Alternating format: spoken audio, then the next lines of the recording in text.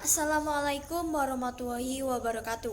Perkenalkan, nama saya Ajeng Sari Setianingrum dengan NIM 2003211000048 kelas Agribisnis B. Jadi, saya akan memaparkan mengenai pengertian negosiasi, konsep lobby, konsep diplomasi, dan membandingkan ketiga konsep tersebut. Yang pertama yaitu mengenai pengertian negosiasi. Negosiasi merupakan salah satu mekanisme dalam mencapai kesepakatan di antara berbagai pihak yang bekerja sama dalam melakukan suatu kegiatan.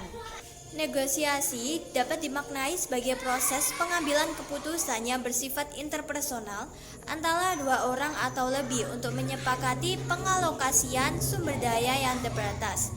Thomson, tahun 2000. Proses negosiasi secara khusus melibatkan unsur-unsur persuasi, pemaksaan, manipulasi, pertukaran, dan lainnya dalam mencapai keputusan akhir. Yang kedua yaitu mengenai konsep negosiasi. Konsep negosiasi didefinisikan sebagai proses interaksi transaksional di mana para individu dalam suatu situasi antar budaya mencoba memaksakan, mendefinisikan, mengubah, menantang, atau mendukung citra diri yang diinginkan pada mereka atau orang lain. Negosiasi identitas sendiri merupakan aktivitas komunikasi karena dalam proses negosiasi identitas tersebut terdapat sebuah proses interaksi dan transaksional dari para pelakunya. Yang selanjutnya yaitu mengenai konsep lobby. Lobby dapat disusun sebagai upaya pendekatan yang dilakukan oleh suatu pihak yang memiliki kepentingan tertentu untuk memperoleh dukungan dari orang lain yang dianggap memiliki pengaruh atau wewenang dalam upaya pencapaian tujuan yang ingin dicapai. Definisi lain mengenai lobby adalah suatu kegiatan dari orang-orang yang berusaha untuk mempengaruhi orang lain untuk suatu tujuan tertentu, baik itu sebuah lembaga pemerintah maupun suatu organisasi. Tiap aktivitas lobby mengandung dua elemen utama, yakni kontrak dan pengaruh, di mana pada setiap lobby selalu diawali dan diakhiri dengan kontrak. Selanjutnya mengenai konsep diplomasi. Diplomasi merupakan suatu cara komunikasi yang dilakukan antar berbagai pihak termasuk negosiasi antar wakil-wakil yang sudah diakui. Praktik-praktik negara semacam ini sudah melembaga sejak dulu dan kemudian menjelma sebagai aturan-aturan hukum internasional.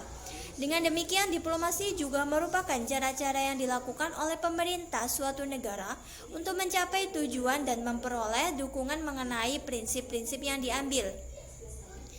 Yang terakhir yaitu mengenai pembandingan lobby, negosiasi, dan diplomasi. Lobby, negosiasi, dan diplomasi merupakan bagian dari konsep komunikasi secara umum yang bertujuan mempengaruhi, menarik perhatian, menarik simpati, menimbulkan empati, menyampaikan informasi diri atau ke seseorang, kelompok, organisasi, perusahaan, lembaga negara, bahkan negara. Selain itu, dalam konteks komunikasi, hal itu juga tidak lepas dari realitas di mana setiap orang membutuhkan informasi. Keberhasilan lobby, negosiasi, dan diplomasi tidak lepas dari proses komunikasi yang baik. Dalam konteks proses komunikasi, negosiator memiliki peran sebagai komunikator yang mengawali proses terjadinya komunikasi dalam negosiasi. Karena itu, sebagai komunikator baik, negosiator, lobbyist, dan diplomat harus dapat memahami kliennya yang ada di pihak lain sebagai komunikan.